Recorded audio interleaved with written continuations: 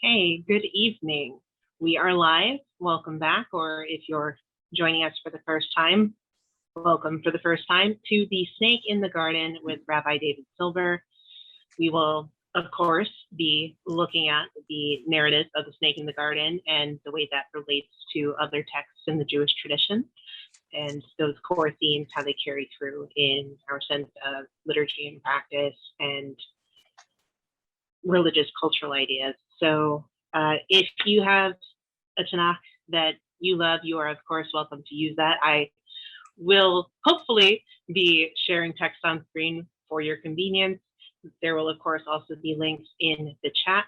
If you're joining us here on Zoom, we ask that you please turn your camera on if you're comfortable doing so we can have that nice classroom feel, but please do keep yourself muted unless we're at a period when there's, an invitation to discussion, questions, answers, etc. If you're on Facebook, you can type questions and comments into the comment section below the video, and we'll bring them over here so you can participate in the discussion, even if it's a little more distant. If you're joining us on Zoom, you can, of course, use the chat whenever you feel like to take some notes for yourself, jot down a question that you might want to remember for an open discussion period. And if you're joining us on Drisha Live, hi, good evening. We're glad that you're learning with us, even if you aren't interacting with us. So without further ado, Rabbi David Silber. Okay, thank you. Thank you very much. So this is the second of 4 sessions on the snake in the garden, the nachash. And I wanted to mention that last week there were several very important questions that were raised, and I wanted to see if we can address some of those questions this evening. Among the questions that were raised last week, and there were many good ones, one was a question about the fall. Does one read this as a fall, story of the Gan Eden story, as a fall, as a fall due to sin? Is it what's often called the fortunate fall?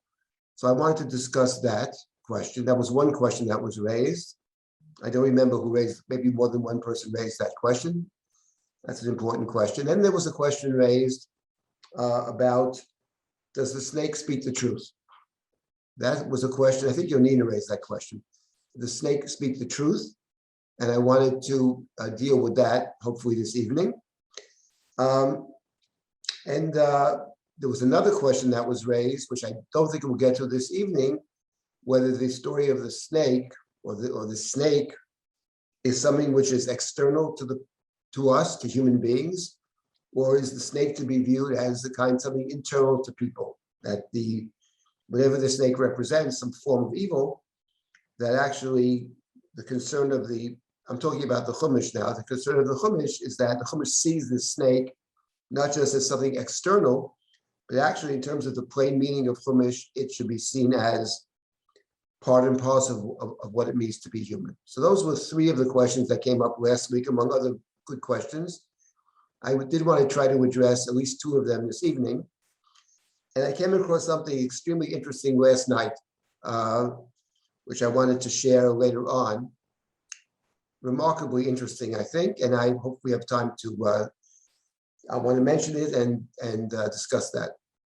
First, let me start with a question about the story. It's not specifically the nachash, but simply the story of Gan Eden, in which the nachash is one of the main characters.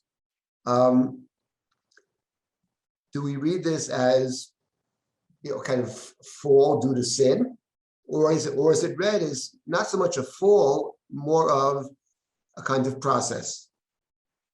The Torah is interested in what it means to be human, and in describing what it means to be human, it describes it as a process which begins with one state of humanity. One might call it a state of innocence, and then it proceeds to a state of possible failure. The human being is error-ridden, mistake-ridden. On the other hand, human being also is a full human being as we know it in terms of, for example, knowledge, understanding, etc. Ability to make choices. So there are 2 different ways to read the story. And what I wanted to do is not directly answer the question, because I'm not sure that there is an answer that says it's one or the other. I think it can certainly be equally read both ways, but I wanted to give, I thought, two parallels to the story of the Gan Eden, which are, I think, interesting parallels. And there too, one can ask a very similar question as to whether it's a fall from grace or whether it's actually part of a process. And the first of those two stories that I thought was parallel to the story of the Garden of Eden is the story of the receiving of the Torah, Kabbalat Torah, described in the 19th and 20th chapters and beyond of Sefer Shemot, Mamad Har Sinai. Everybody stands at Sinai, and God speaks at Sinai. Moshe goes up, and he receives the Torah, comes back down, and when he comes back down, he's just prior to his return, he's told that Israel has made a golden calf and worshipped the Egel, and God threatens to utterly destroy all of Israel. And Moshe then intervenes on behalf of the people, and Moshe argues with God in chapter 32 of Shemot. And at the end of Moshe's arguments, which are both, you can't do this because you made a promise to Avram, Yitzchak, and Yaakov, have to keep your word, you took an oath. And second argument is, explicit argument, is that what are they going to say about you? It's not in your interest, self-interest, to destroy the people. People will think poorly of you. They'll think that you never intended to bring them out in the first place, that you would conspire to destroy them from the very beginning. They won't see it as they failed. They'll see it as you failed. That's Moshe's argument. It's a very human argument to God. And at the end of these two arguments, both it doesn't look good on your resume, and the second argument is, but you made a promise, you took an oath. And the end of that section that we read on fast days, actually, it's the reading from the fast days, Vayichal, Vayinachem Hashem al hara'ah asher diber lasot liyamo. So God, Vayinachem, God relented of the evil that God had thought to do to God's people. And it's actually a very interesting phrase, Vayinachem Hashem, because the same phrase, Vayinachem Hashem, also appears in the beginning of Sefer Breshit. Not in our chapters, but a little bit later, it says that the world was very wicked, and that God saw that the world was wicked. Vayinachem Hashem, in chapter 6 of Breshit, Vayinachem Hashem ki asa ha'adam ba'aretz, vayitatsev el libo. Chapter 6, verse number 5, verse number 6, God regretted that God had made the human on earth. Vayitatsev el libo, God was saddened. Vayitatsev, that's a word that appears prominently in the Garden of Eden. Etzev, Itzavon, Eitz, goes back to the Eitz. So the question can be raised in that story, in the story of the golden calf. Because what happens in the story after the negotiations and after the reconciliation, and after each side is willing to make compromises, the people take off their jewelry, the people are crying, the people are mourning, and Moshe intervenes on our behalf, and God finally agrees to dwell amongst us. And God says to Moshe, come up the mountain in the morning, and you'll receive a second set of tablets, the luchot. And I will write down the same thing that we had in the first luchot, which you broke. I'll write down the Torah on the second set of luchot. So Moshe goes up, and we have his second set of luchot.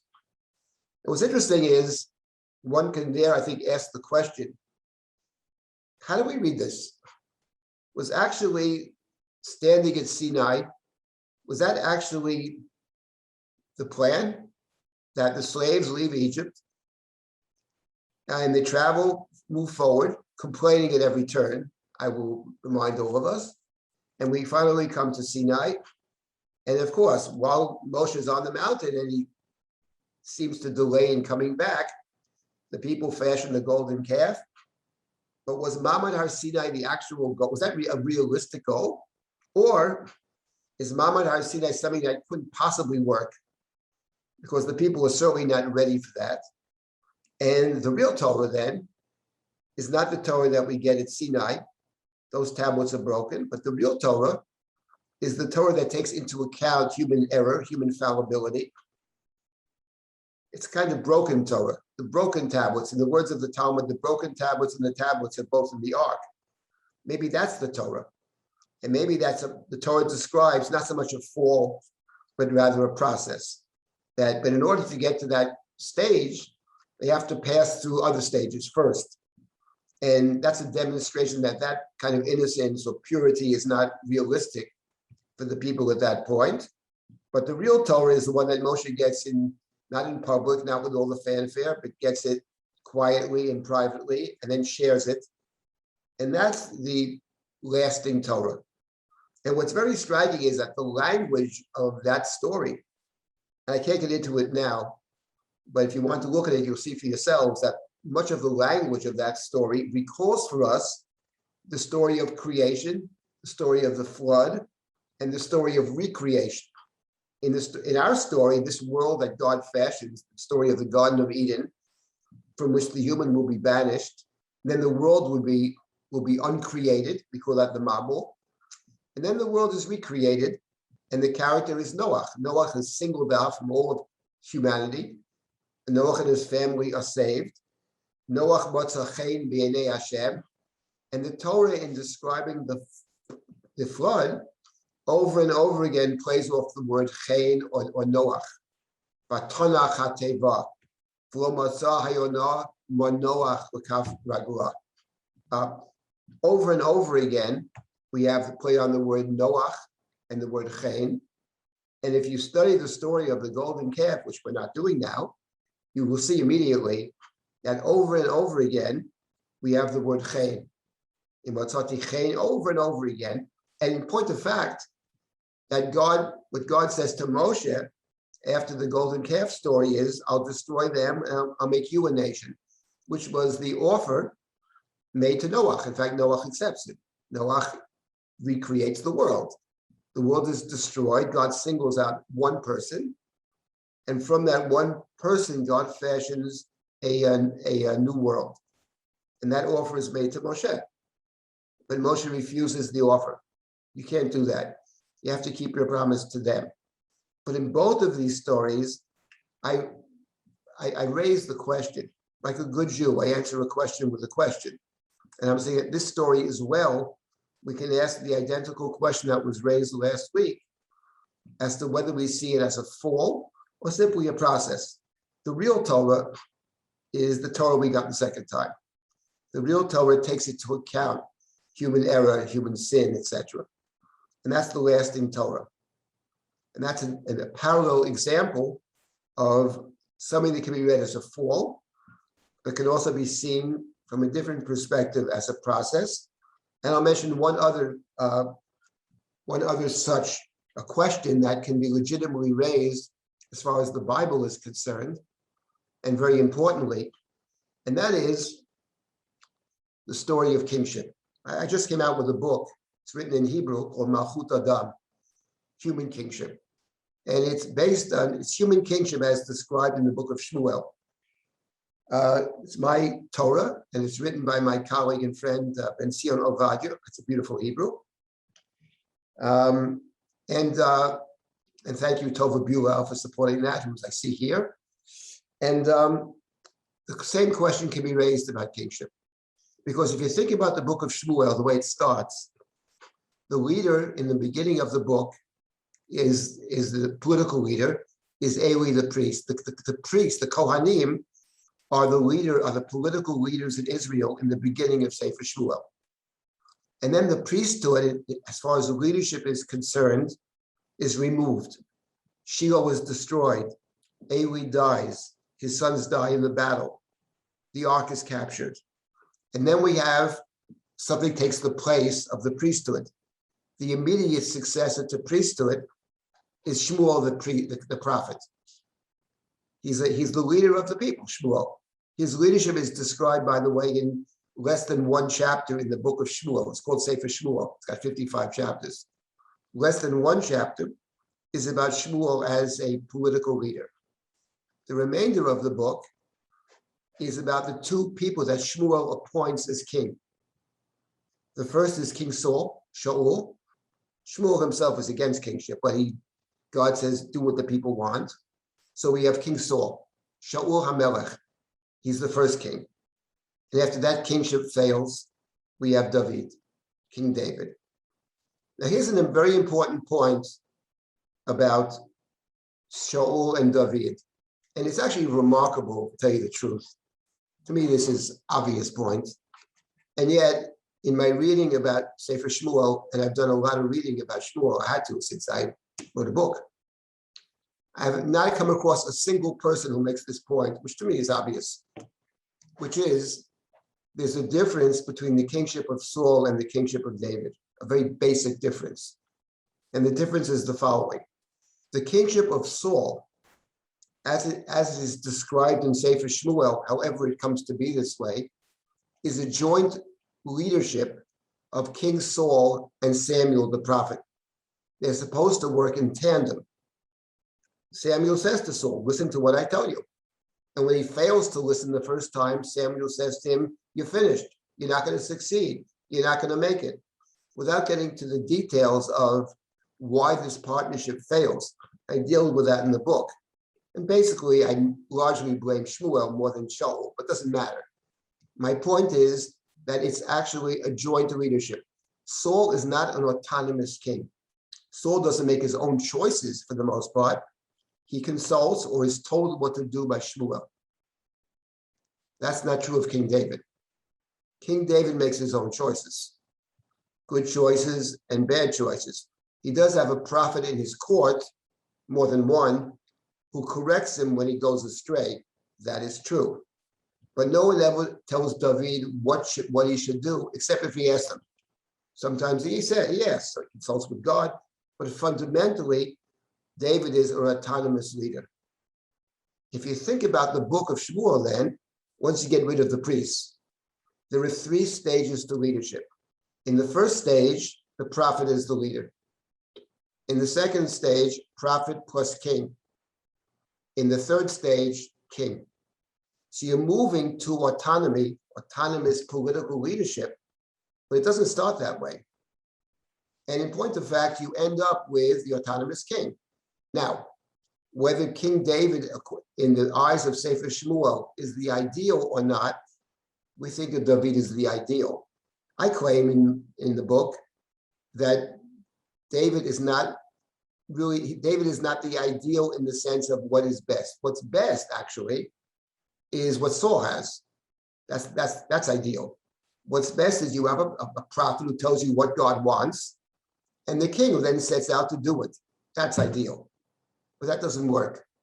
It doesn't work in Sefer Shmuel, because Saul and Samuel can't work together. And maybe it can't work in general. Maybe that kind of partnership can't work, but willy-nilly, what you're left with at the end of Sefer Shmuel is the autonomous king. David who makes his own choices, his own decisions, autonomous leadership. And the same question can be asked, for example, about King Saul. Do we see King Saul as a failed king, and then David takes over? He is a failed king in a certain sense. Or do we look at it from a different perspective? The book is describing kingship with all its positives and its negatives. And kingship is David. Kingship is the autonomous king who has people around him who correct his mistakes. They're not policymakers for the most part, but they are correctives. And now, how do we read King Saul, who was the first king? Do we read King Saul as a fall, a mistake, and David corrects it? Or do we read King Saul as a step along the way? First, there's the prophet who leads, that's out. Then prophet plus king, and then king. So we have 3 examples of exactly this question, I think, in our Bibles, 3 rather significant moments in biblical history, which is, well, of course, creation of the world, Gan Eden, and then, of course, the Torah. What is the real Torah, actually? What is the real Torah? And then kingship. How do we view David's kingship? Is it the ideal? It certainly appears that way in many of our texts, no question about it. But right now myself personally studying the Tehillim, and I'll get to that later. It's very relevant to us. Interesting thing I saw in Tehillim. I got to tell you this. So happy to share this with you because it's last night I saw this and I said, wow, it's amazing. But I'll get to it. But the same question about kingship. Kingship, according to Shmuel, for example, book of Shmuel. Is David the ideal? Or is David maybe not so much an ideal as there's a process taking place? It's not that Saul is sinful and a fall. Saul is a necessary part of it. You can't just jump from a prophet to king. You have to go through Saul. There's got to be an intermediate step along the way. So that's a question, I think, when you're studying the book of Shmuel, among many other questions we can ask. So I didn't want to, since somebody raised this last week, but how do you read the story of the Garden of Eden? And my answer is, I don't know. I think it lends itself to both readings, but I did want to give two other parallel examples of exactly, I think, the same question. How do we read Matan Torah, the Egel, and second tablets? How do we read kingship from prophet to King Saul, which I believe is a shared leadership, and then ultimately to the autonomous king? So I just wanted to cite two interesting parallels, I think, to the creation story, to the Garden of Eden. And again, both of those situations, I think, lend themselves to more than one interpretation. Okay, that's just in terms of that question that was raised last week. And it's a central question when one studies the beginning of how does one see this world? The world of Noah, the world after the flood, the world after the banishment from Eden. This is the real world in which we live. And then what is the function of this other picture, of this Edenic existence? That's a good question. Maybe we'll come back to that at some point. Before I get to the next point about the question, does the snake speak the truth? Which is, I think, a very good question. Before I get there, are there any comments or questions about what I've said so far?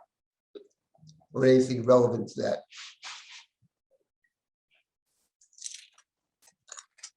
If you want to speak up, just unmute and speak. Otherwise, or something in the chat, if you have something in the chat, I'll try to address that. And if not, we'll just move forward. If you want to speak, you have to unmute. So. I just, Mike, just two quick things. One is, it seemed like there were different, in the other cases, there are just two phases. Here, there are 3 or 4 phases in the kingship. And the other is just the fact that right, but the case of kingship, the question is, when you study the book of Shmuel, one of the core questions is King Saul. Why is Saul chosen in the first place? How do we understand the choosing of King Saul, who seems from day one to be far from obvious choice? And again, isn't that Saul is just, or is Saul a necessary choice? It doesn't work, but it's not, you can't get to David without Saul. That's the question, or maybe you can. That's the question that I raised in that context. Go ahead. What's your second point? Well, just David seems to be neither the best nor he seems to be. It's not so much a question of Saul, but David is the best one can do in given the type of world we're in, which might be parallel to what you're saying about after the Garden of Eden and after the flood. Right. And we're talking about. Let me just say one thing. We're talking about. I just want to say. I know this is an obvious point, but I'll say it anyway. I was talking about the David that emerges from Sefer Shmuel, who was a deeply flawed character. I'm not talking about the David of Psalms. I'm not talking about the David of Divrei Hayamim. I'm not talking about the David of certain Midrashim, although the Bavli is quite critical of David. I'm not talking about the David as the composer of our prayers. There are many different Davids in that tradition. And I think the book of Shmuel is really about kingship. And I think your point is, well, given the nature of politics, given the nature of kingship, politics at the end of the day is the art of the possible. And it lends itself, because it's the art of the possible, it by its very nature lends itself to all kinds of compromises, to all kinds of, deal making, to all kinds of half truths. The prophet is different. The prophet has one job, to tell the truth. That's why it's a dangerous job. But so given kingship and what kingship is, and given the need for some kind of political leadership, so maybe David is, and David has the ability to to admit when he makes mistakes, which is very important. So yeah, I would say that's accurate, given the book of Shmuel. Okay, let me now get to the main point I wanted to make this evening. I'm not sure we'll get to point number 3, which I think was raised by Chaim, which is this snake to be seen as something internal within us, or is the snake external to us? I did want to deal with that. It's a very important point. But before that, I wanted to deal with this question, which I think is on target, namely, does the snake speak the truth or not? And let me say that when you look at the Chumash, actually, it would appear to me, at least, that the snake does speak the truth. The Mefarshim are very bothered by this. They are very troubled by the fact, all of them, all the medievals, are troubled by the fact that what the snake says seems to be the case, because God had told Adam, you are permitted to eat all the fruit of the garden. Do not eat of the fruit of the tree of knowledge of good and evil. For if you eat of that fruit, you will certainly die. Those are God's words in chapter 2. And then in chapter 3, the snake addresses the Isha. We talked about that last week. She was never directly commanded, but she knows of the command. And the snake says to her, I heard you can't eat any of the fruit. And she says, no, that's not true. We can eat the fruit. It's just the tree, the fruit of the tree in the center of the garden, the Tochagan. God said, don't eat it and don't touch it, perhaps, or tigubo, pen to mutun, lest you die. And the snake says, Vayoma nachash el ha'isha, lo mot to mutun, you will not die. But rather, Yodea Elohim, this is chapter 3 and verse number 5, God knows, Ki biyom ha'cholchem mimenu v'nifkuchu einechem, v'yitem ke'Elohim yodei tov v'ra. God knows that on the day that you eat it, your eyes will be opened. You will be like God, who knows good and evil. So it would appear on his face that what the snake says is actually true. They do eat it, and they don't die. In fact, Adam lives a fair number of years afterwards. We don't know how long Eve lives, but Adam's years are 930. So he had quite a long life, and he certainly doesn't die, nor does she, when they eat the fruit. And secondly, the second thing the snake says, God doesn't want you to eat it because God knows that on the day that you eat it, your eyes will be opened. You will be like divine beings who know good and bad. That is exactly the case, because later on the Torah says, chapter 5, God said, the end of chapter 4,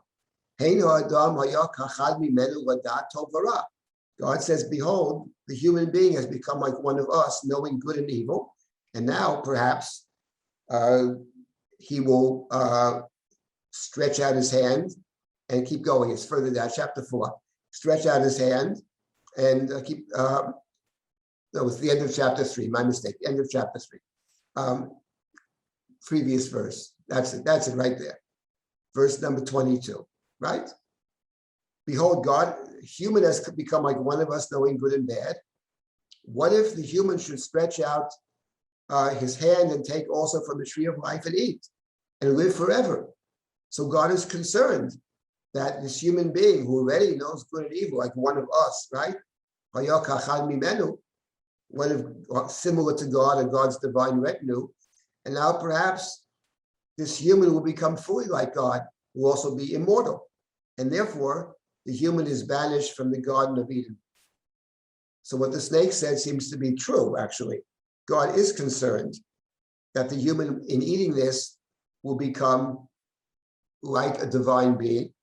And furthermore, the human being does not die when the human being eats of the fruit. So on its face, the snake is speaking the truth. Now, the commentaries were bothered by this.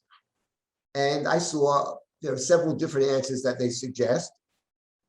By the way, let me mention to you an interesting book that I highly recommend. Many of us are familiar with a sefer called the Tur Shulchan Aruch. The Tur was the first one to write a summary, not the first, but he writes a code. He writes a code. The Shulchan Aruch is based on the Tur, actually. The Tur precedes the Shulchan Aruch. The Tur is the son of the Rosh, great Talmudist, and he writes what's called the Turim, the Arba Turim, the four books of the Tur. He wrote another book there's also something called Baal HaTurim, Commentary on the Torah, which does a lot of gematrias, all kinds of different gematrias. That may also be the Tur, I'm not sure about that. But the Tur has another book that's not well known, which I highly recommend. And that's the Parish of the Tur on the Parish of the Tur on the Torah. And what it is very interesting. It's a commentary about Pshat of the Torah, and it cites various great medieval commentaries. Often the Ramban. He quotes his father, the Rosh, sometimes, and he quotes other people as well. And it's actually shorter. It's a kind of a synopsis. It's unbelievable. It's a synopsis of the great medieval commentaries on the Torah. So if anybody ever wanted to read the Ramban on the parasha but doesn't have the time, you take out the Tur, Perish HaTur al Torah, and it's terrific. So the Tur, I saw within the Tur two possible solutions to the problem. One is that it doesn't mean that you will die right away, but it means you will become mortal. You will be a mortal being as opposed to a divine, eternal being. You'll be a mortal being. That's one interpretation. Another interpretation I saw is that you will be susceptible to death. That is to say, if you live in the Garden of Eden, there's no obligations in the Garden of Eden. It's just one mitzvah. One thing is forbidden, not to eat of the forbidden fruit. But if you don't eat the forbidden fruit, there's nothing else that's impermissible. So, and you just live forever. But once you take of the fruit and you have knowledge, okay, then you potentially could die, because then you become accountable since you have knowledge. You become accountable for everything that you do, and that your death will be a function of your sin, of your error, death being a punishment for sin. So that's what God meant. These are two different solutions to the problem, because what bothers the medievals is what the snake says seems to be true. Now let's say actually that what the snake says is in fact true, which I think, to tell you the truth, I believe is the plain reading of the Chumash. I think what the snake says is true, actually. But that doesn't necessarily excuse the snake. And I came across something that is extremely interesting, and I wanted to share this. Remember that last week, we had two suggestions about motive. I mean, we actually had three suggestions about motive. One is that the snake doesn't have to have a particular motive. Snake is evil. So if the snake is evil, which is how some of the Kabbalistic texts take it, the snake is out to do evil. Snake is out to defeat God. You're looking for motive. But we did have two possible motives, which are found one is certainly found within our tradition. And that was the idea of lust or desire. The snake desires the woman, and they're playing off the arum and the arumim hem. He sees them naked, and he's also arum. And the medrash, many midrashim, and the Zohar actually pick this up, and they see the snake as actually representing desire or lust, one of the deadly sins. And that's what the snake represents. That's one approach. I suggested a different approach, which is not necessarily negating the other. The snake could represent more than one thing, but I suggested something different. What I suggested was that what drives the snake is what he's angry about. And he's angry primarily at God, not so much at the human. The human was taken as God's favored. God plants a garden, places the human there, seeks to find the human a companion. And the snake wonders, and the human is allowed to eat all of the fruit. Those are the last verses of chapter 1. And the snake, who's also Arum, he's very clever, says to himself, why does God favor them? What's wrong with me? Why can't I eat the fruit? Well, I'm just an animal. Why? They're Arum, I'm Arum. I'm sorry, they're equal. I seem to be even smarter than they are. So the favoritism of God favoring the human, which we see elsewhere in the book of Breshit. We see that God favored Hevel and not Cain. Cain killed Hevel. We see Yaakov favors Joseph over the brothers. The brothers tried to kill Joseph. We see that Yitzchak inadvertently favors Yaakov over Esau. Esau wants to kill Yaakov. So in line with all that, that's how you can read this story. What drives the snake is, why does God favor this particular creature over me? What drives the snake is anger against God. And the snake is angry against God. So the snake attacks God at God's weakest point, like a good snake. And God's weakest point is that created in God's image, which is the human being, but Salmo Kidmuto. That was the argument last week. I had some other things I said about it. Leave it at this for now. Now I want to tell you something. So I teach a course on prayer. And I'm going through the Siddur, actually. And it's about themes of the Siddur. And it's about, I would say, biblical intertexts. How the Siddur, some of the pieces of the Siddur, we're just beginning now, play off other stories or other texts of the Bible. We haven't even gotten to the main part of the Siddur that will be in the spring. I'm focusing on the warm-up to prayer, which is Psuke de Zimra. Those, the Psalms that we recite, because basically it's Psalms, the Psalms that we recite before we say the Shema and before we say the Amidah. So I said to myself, I'm focusing on the Psalms. And of course, we call Ashrei is Psalm 145, Tilala David, and the next 5 Psalms, the last 6 Psalms of the book of Psalms. So really what it comes down to is before we pray in the morning, we are reciting Tehillim. And the Tehillim are actually, Amos Chacham in Da'at Mikra makes this point, they were written to be part of prayer. They're written as prayers. So I said to myself, here I am teaching this. There are probably some Psalms I never actually looked at. That's not right. So I took out a Tanakh and I've been reading Sefer Tehillim. So I'm up, there are 150 Psalms. I got up 2 days ago to Psalm 139. They're amazing, actually. And I got to Psalm 140. 139 is one of my favorites. And then Psalm 140, which I had never read before in my life, I don't think. Psalm 140. I'll bet you most people in this room never read it either. But now, let's take a look at Psalm 140. Okay? This will be our little exercise for the evening. It is relevant. Trust me on this one, but we'll see. The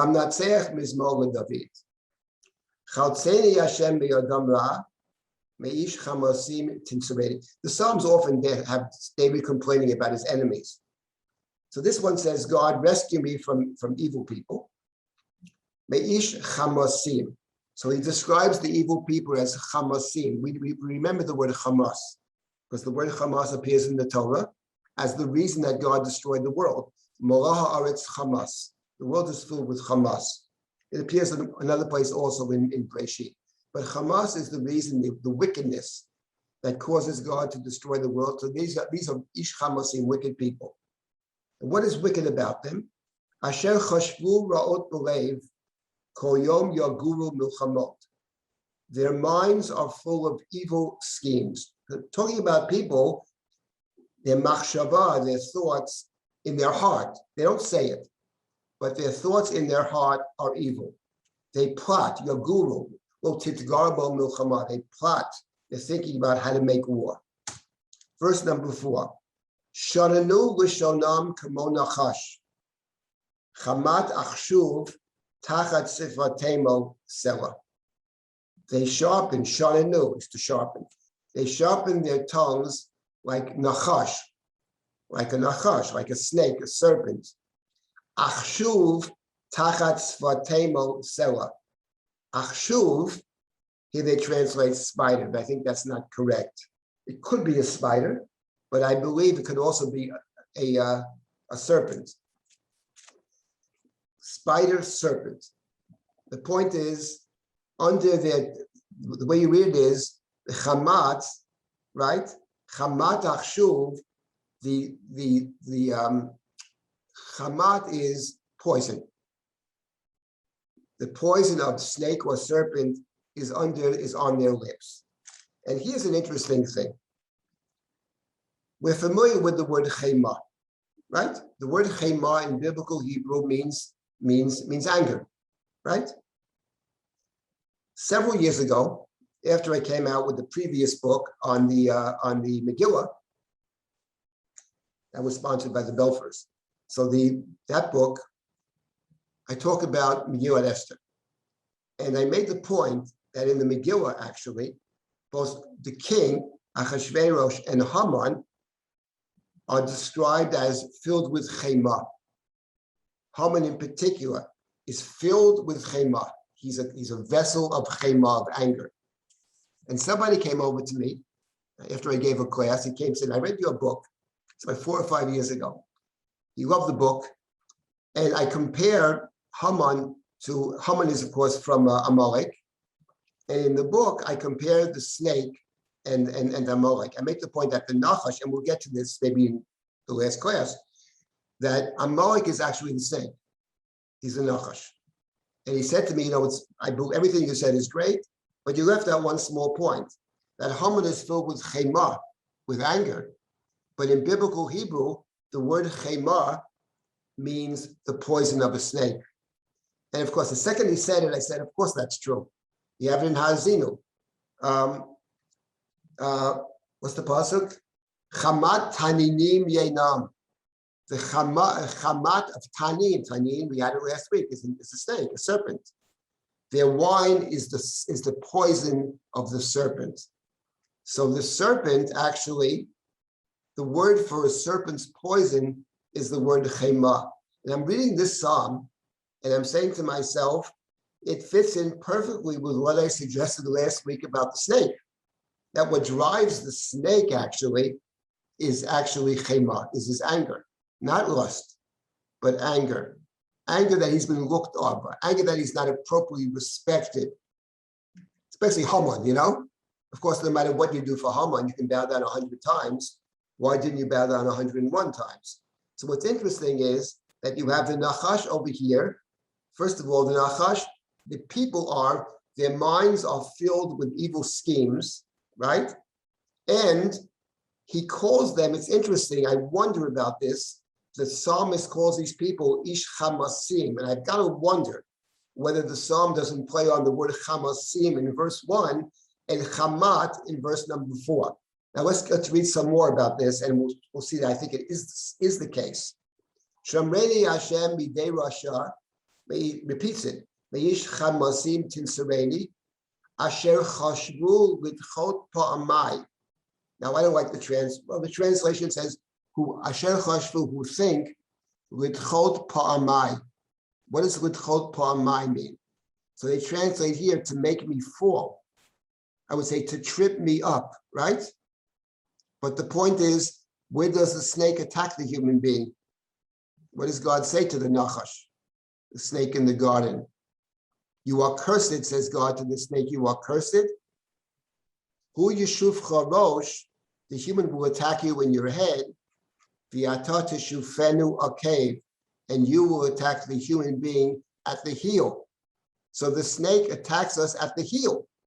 So these ish chamasim in Psalm 140, chashvu l'dchot pa'amai, they want to make me fall. They attack my feet. They attack me at the bottom of my body. And the poem continues. Tamnu geim, the arrogant ones, arrogant people, because the snake is also arrogant. Someone said last week, the snake sees himself as God's equal. He's going to take on God. Arrogance. Tamnu pachim geim pachli, chavalim parsu reshet v'yad magal. Mokshim shatu lisela.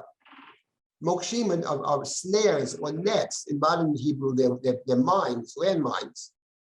Parsu reshet, they laid ropes for me. They try to trip me up, nets along the way. They set snares for me.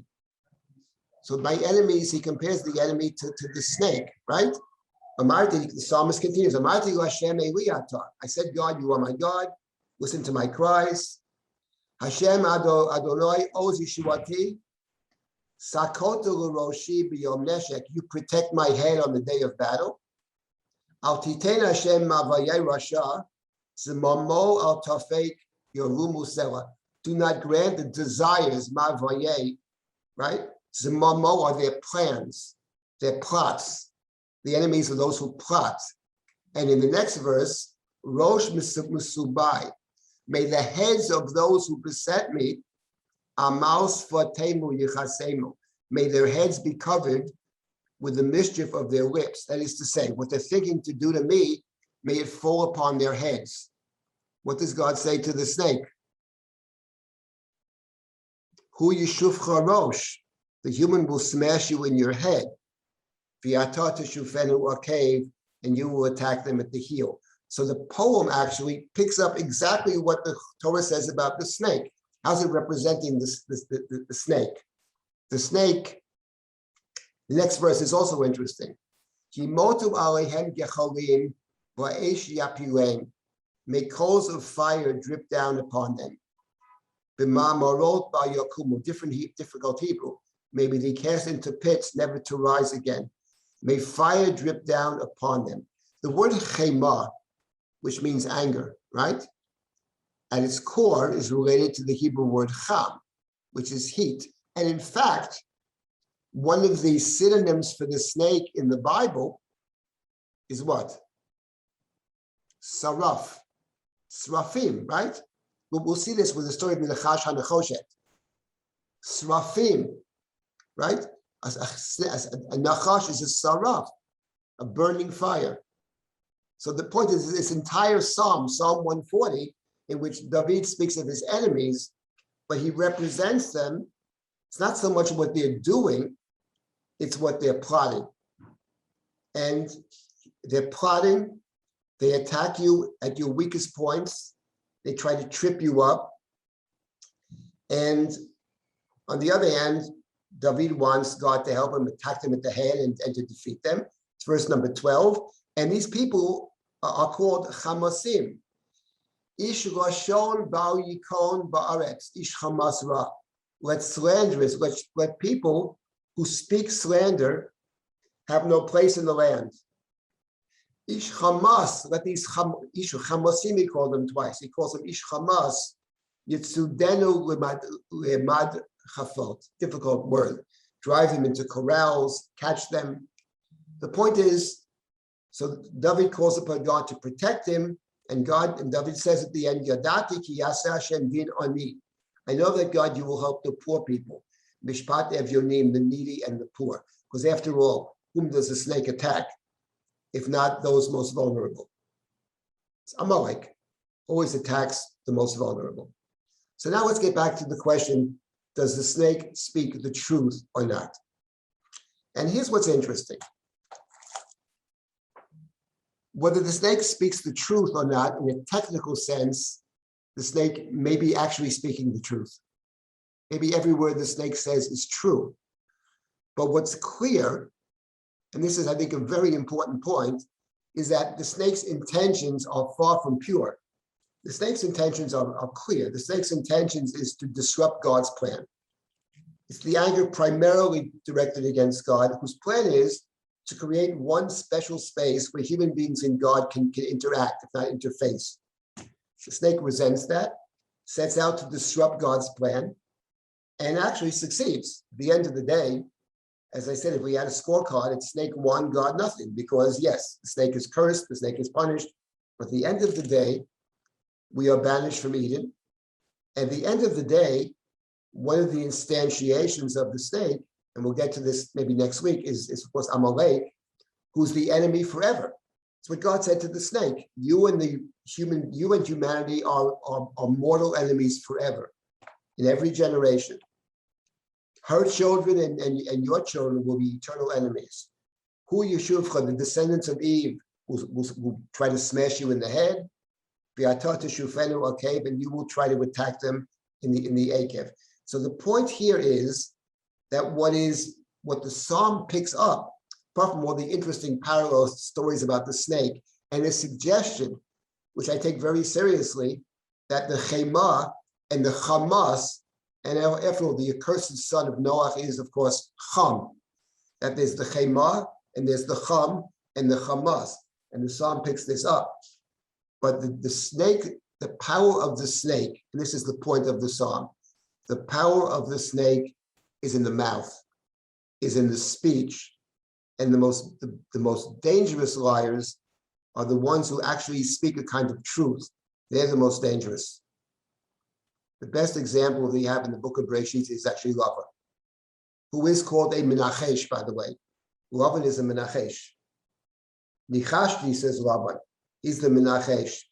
And I challenge anybody to find a single word Lavan ever said which wasn't true. I couldn't find one. He always speaks the truth.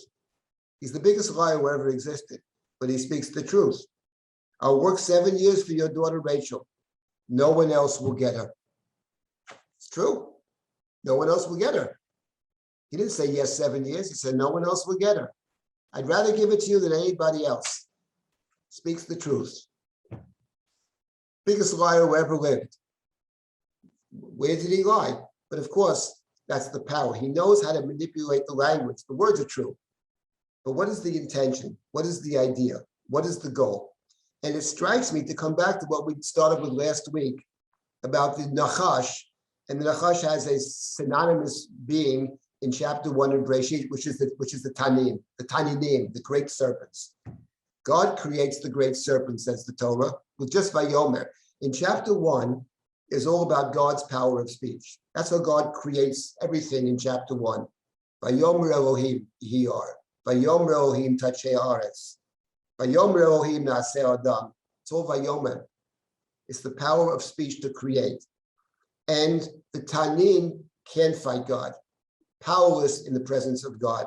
But the Nachash, who's also a Tanin, has a different approach. If we use power, if we use might, physical force, you can't defeat God. But the snake and the human have a different way to exert their power, and that is the mouth, the lashon. That's what the psalmist. That's what the Psalm 140 is directed about the people who have lashon, who know how to use lashon. So the snake, actually, of chapter 3 is actually the parallel to God in chapter 1. I mean, that's my take on it. You know, the Gnostic reading read it very differently. The Gnostics read the snake maybe as the hero. That's the Gnostics. But I'll have a more conventional reading. I don't think the snake is the hero. I think the snake is a very, very dangerous adversary to God. Amalek is really dangerous. Otherwise, God wouldn't say it's a war in every generation. So it means that the snake and the snake's descendants are, in fact, a worthy adversary. The power of the snake is the cleverness, the thinking, the deception, the understanding all of our vulnerabilities and how to use it for the snake's own advantage. Or one might say, in light of what we've been talking about, God's vulnerabilities. God's vulnerability in the Genesis stories is the human, created in God's image, and the snake knows how to manipulate, after by speaking the truth. But the goal is a simple one, to get the human to violate God's command, and once violating God's command, to upset God's plan, which was that the human and God can dwell in the same place. And at the end of the day, the snake has succeeded in banishing us from the garden. Then we have to set out at the end of chapter 3 to find some alternative to Eden in a very harsh world. So that's what I wanted to say. I just wanted to it was interesting, actually. Came across this psalm by accident. I guarantee you that most people have never read this psalm. Why would you? Unless you read through all of Tehillim. Those who say Tehillim come across it. But even if you say it, we actually stop to think about it. I found that a remarkable psalm, which just has, by coincidence, plays exactly off the idea of the nachash. The most truthful being who ever lived. Not a word is untrue. And therefore the most dangerous being who ever lived, because it's all untrue, actually. Because the goal is to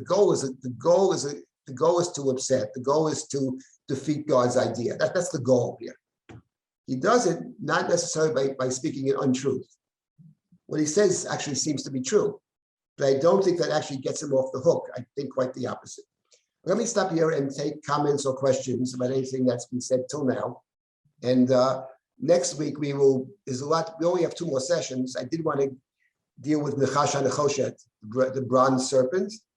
And I did want to speak about Amalek, see how the snake plays out in other biblical texts, whether it's an external enemy or whether it's to be read internally. We'll have to figure it out given the limited time. Okay, does anybody have any comments or questions? Happy to hear. Yes.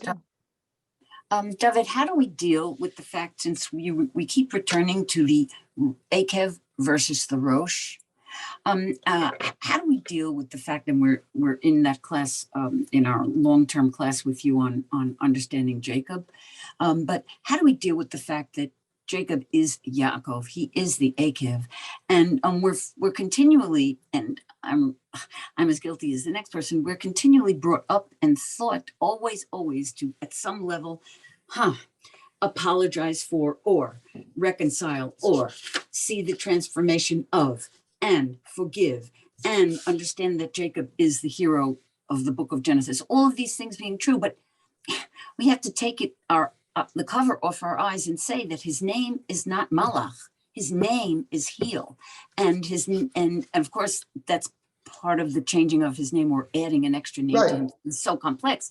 But the fact is, we're stuck with this fact that the Nachash and the Akev versus Rosh is such a primal division. It's I think an you answered your own question. problem. The point is, yes, his name is Yaakov, and not only is his name Yaakov. That's what we say in Yiddish, Ahal B'tzara, That's not the real problem. The problem is that he acts like a snake. Right. Because what the snake does, attacks you with your weakest point. And Yaakov, in 2 consecutive stories, does exactly that. Right. First of all, he knows when his brother comes back from the field very tired, and he knows the nature of his brother, and he's cooking up his meal, not an accident. Vayozed Yaakov Nozid. It's not Shodig, it's amazing. He knows exactly when he comes back, and Jesus says, I'm dying of hunger. Okay, sell me your birthright. Okay, what do I care? Birthrights. I'm dying of hunger. I swear you'll sell it. Let's finalize the deal. So he does that. And then in the second story, he takes the blessing. And in order to take the blessing, he actually takes advantage of the fact that his father is blind. So he takes advantage of someone else's infirmity or disability. The Torah goes out of its way when it's talking about not taking advantage of somebody. The example it gives is, don't take advantage of someone else's weakness. And Yaakov, in 2 successive stories, and Esav says it. Did he call himself Yaakov? Because I think Esav suspects maybe the reason he took the birthright was to position himself to get the blessing. After all, when Esav stands in front of his father, who are you? Ani Esav b'chorecha. I'm the firstborn, he says. So it sounds like as firstborn, I'm entitled to the blessing. That's all true. And the Chumash, people may engage in apologetics. The Chumash doesn't. The Chumash makes it about as clear as you can get. And that is, beyond that, if Jacob stays Jacob, he never crosses back into the land. He can't cross back into the land later. He only can cross into the land once he wrestles with this angel, maybe his own demons, and he becomes not Yaakov, but Yisrael. And as the Ramban points out very beautifully, Yaakov and Yisrael are actually opposites, because Yaakov means crooked or indirect or circuitous, and Yisrael, claims the Ramban, apart from reading it Yisrael, Yud Sin Reish Aleph Lamed, it can also be read Yud Shin Reish Aleph Lamed, Yashar El, and that of course is the Pshat, because later on in the Torah, what does the Torah call Israel in the book of Dvarim? Yeshurun. Yeshurun is Yisrael. So In other words, for Yaakov to enter the land, he has to be transformed or transform himself. And he does it himself, basically. And here the point is, I'll make one comment about that, which is maybe what the Chumash is saying here with Yaakov is, it's not just Yaakov, it's everybody. Everybody has a nachash. We all have a nachash inside us. Everybody's got one. And the point is, some of us can overcome it, can transform it. And there are different ways to transform something. One is to eliminate it. And the other one is maybe it's always there, but maybe to understand how to use this power of trickery, the power of deception. Maybe there is a place for it in this world. Certainly it shouldn't be front and center. There are times when people need to deceive. It's necessary, otherwise you don't survive. There are all kinds of Jewish history is replete with those kind of stories. It's a necessary evil, perhaps, but it's necessary. But in any event, this Yaakov story is precisely an excellent example of what I'm talking about, if in fact the nachash is in everyone, but the story of Yaakov is becoming someone else. He can't cross over. Everybody else can cross Ma'avar Yabok, but Jacob can't cross Ma'avar Yabok until Vayeyoveh. He has to struggle because he has a history with Esav, with his father, with the covenant, and he has to somehow overcome that, and God's not going to bail him out either, because Jacob prays to God, save me, and God doesn't answer. Save yourself. At the end of the day, we have to save ourselves, of course. No one's going to save me. We end of the day, either we save ourselves or we don't save ourselves. God can help us, but at the end of the day, that is probably, I hate to say this, but if someone said pick out one story of the Bible that is the core Jewish story, that's the one I would pick. No one else is going to save you. Nobody. Only yourself. But there are people who can help us. And those are our teachers, our guides, our friends, sometimes our enemies, but it doesn't matter. The point is we take good advice wherever it comes from. But at the end of the day, when Jacob said to God, Hatzileni, save me, it's the only place in the book of Bereshit where God doesn't answer him. God says nothing. Because the answer is, I could, of course I could save you. Of course I could tell Esav to go away. Would that really save you? So no, but you're capable of struggling and of overcoming. And that's the great story of Jacob, who is the nachash, of course. His name is Yaakov, and he takes advantage of the weak. Of course, that's the pshat. The ones who understood this before me was, of course, the Zohar. They took it to a different place. But the Zohar, actually, it's what I like about the Zohar. Forget the Kabbalistic stuff, but they're starting with a certain premise about the Chumash, which is it means what it says. And they take it to all kinds of interesting places.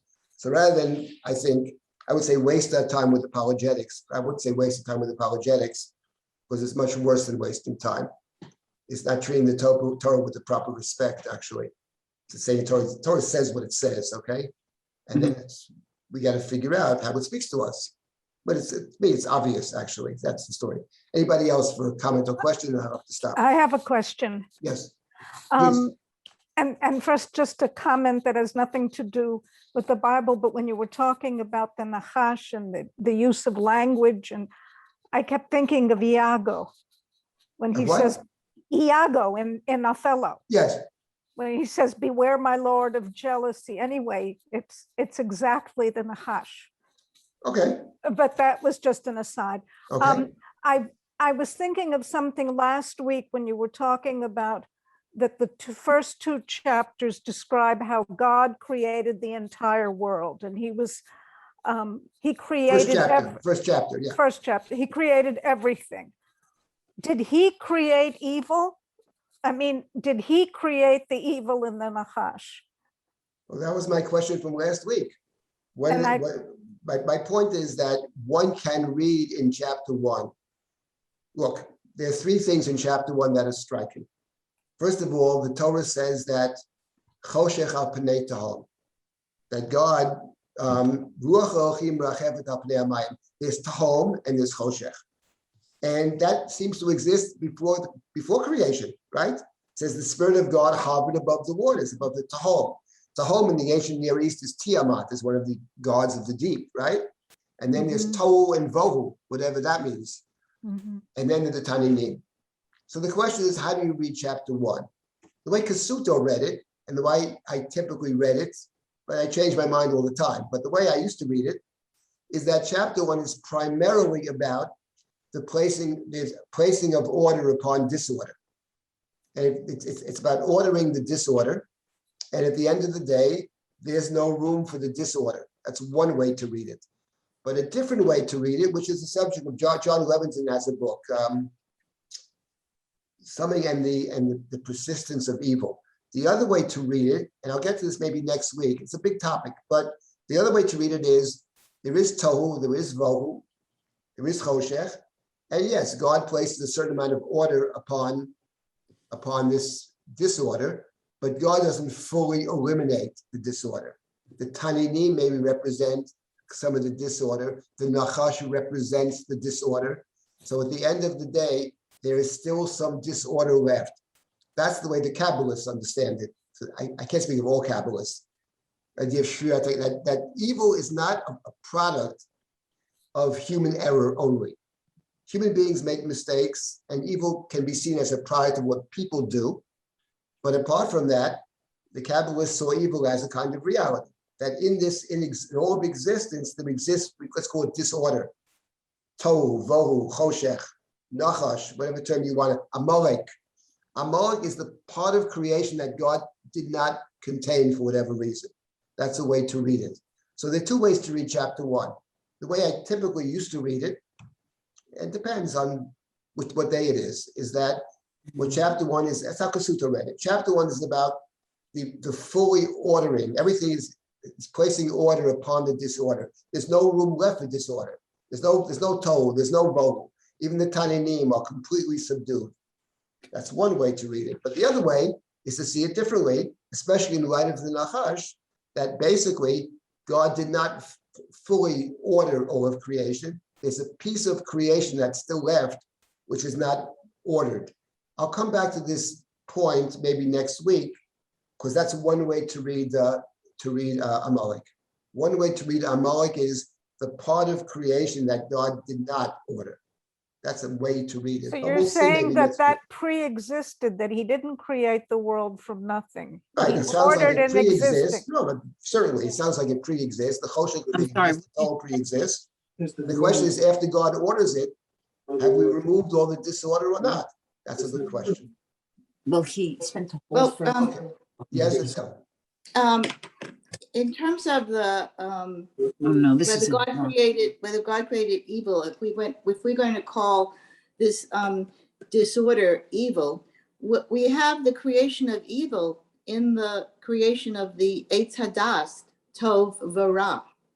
That all creation is balanced by opposites: light, darkness, water, land. God gave man a world that was fully negotiable. It wasn't a problem for him. He could see that there are the opposites, and the only thing in creation that was not integral and not created like land, water, that we could distinguish one from the other, is the Eitz Hadas Tov V'Ra. That is a synthesis. That is not something that is intertwined. Good and evil are intertwined. That was the one thing that man couldn't negotiate. And That's a very good point. That's an excellent point about how we understand Eitz Hadas Tov V'Ra is a good point. And maybe I'll try to pick that up next time. I will say we have to stop at this point. My email is dsilber@drisha.org. Please, if you have any comments or questions, feel free to send me emails. I try to respond to all of them. Looking forward to this topic is I'll tell you one last story. Many years ago, I was walking on the west side at that point, and one of my former students, it was just before Rosh Hashanah, she yelled to me and she said, "Rabbi Silber," I said, "Yeah, I was in your class 30 some odd years ago, the first years of Drisha, and you made a statement, all paths lead to Genesis. Do you still believe that?" And I said, "I most certainly do." And I think that's true. The guy in story of the creation stories, Gan Eden, all paths lead to all the stories actually in one way or another, whether it's the narratives, whether it's Psalm 140. take us back to the creation narrative. So we'll try to pick up with some of you, again, some of these excellent points next time. Just got to figure out, only have 2 sessions left. And maybe sometime in the future we'll do more, but we have 2 sessions left in this little prior to Thanksgiving, and I'll try to do the best I can to respond. There's so many good points being made here, but thank you very much. Noah, I'll stop there. Noah, what do you want to say? Okay. Well, first of all, thank you as always, Rabbi Silber, for a wonderful class. And to everyone here, really your questions, your comments, your engagement adds so much richness to the learning, really makes the learning community what it is. I appreciate it. We appreciate it. It's wonderful. And of course, we have lots of classes ongoing and more coming up, but I also want to share something that we've been excited about internally at Drisha for a while. And we finally get to talk about it. As many of you know, and some of you might have even have participated in our girls' high school summer program. This summer, we will also be having a summer program for middle school girls. So if you happen to know someone who might be a good fit, we ask that you please fill out a form on our website. The link is in the chat to the page. You can click there to the form and let us know so we can get in touch. And thank you so much. After 6th grade, right? That's graduates of 6th grade, 7th, and 8th grade, those 3 years. Yes. That's a 2-week program I think it's in June. Is that correct? 2-week program in June. At the same time with the high school program is also, it's going to be at a camp. And another initiative. So it's, looking forward to it. Thank you. Thank you so much. Be well. Okay.